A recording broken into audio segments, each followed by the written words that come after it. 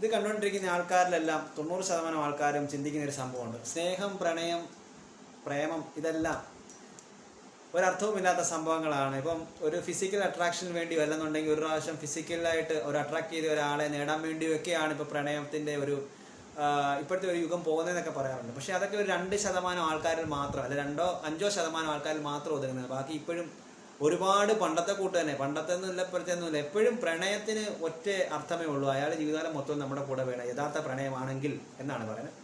പക്ഷേ അവിടെയും ചിലപ്പോൾ ഒരുപാട് സ്നേഹിക്കുന്ന ആൾക്കാരിൽ ഇങ്ങനെയൊക്കെ ഒരുപാട് എന്നും വേണം, ജീവിതകാലം മൊത്തം ആ സ്നേഹിക്കുന്ന ആൾക്കാർ വേണമെന്ന് വിചാരിക്കുന്ന ആൾക്കാരുടെ ഇടയ്ക്കിലേക്ക് കുറേ ഇതുപോലെ ഫേക്കായിട്ടുള്ള ആൾക്കാരുടെ ചിന്തകൾ കയറുമ്പം അവരാകെ കൺഫ്യൂസ്ഡ് ആവും. അങ്ങനെയാണ് ഒരുപാട് പ്രണയങ്ങളും ഇല്ലാതാവും നമ്മുടെ ജീവിതത്തിൽ.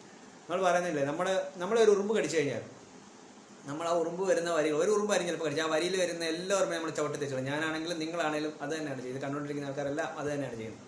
അപ്പോൾ അതുപോലെ തന്നെയാണ് 1-2 പേര് ചെയ്ത തെറ്റുകൾക്ക് മൊത്തം ആൾക്കാരെ ശിക്ഷിക്കുന്ന ഒരു രീതി തന്നെയാണ് നമ്മളെ സ്നേഹത്തിനും നമ്മുടെ എല്ലാ കാര്യങ്ങളും അപ്ലൈ ചെയ്തുകൊണ്ടിരിക്കുന്നത്. അപ്പോൾ അതിനകത്ത് മുങ്ങിപ്പോകുന്നത് സത്യസന്ധരായിട്ട്, അല്ലെങ്കിൽ ഒരുപാട് ജീവിതകാലം മൊത്തവും അയാൾ തന്നെ സ്നേഹിക്കുന്ന ആൾ തന്നെ വേണം എന്ന് വിചാരിക്കുന്ന ആൾക്കാർ തന്നെയാണ്.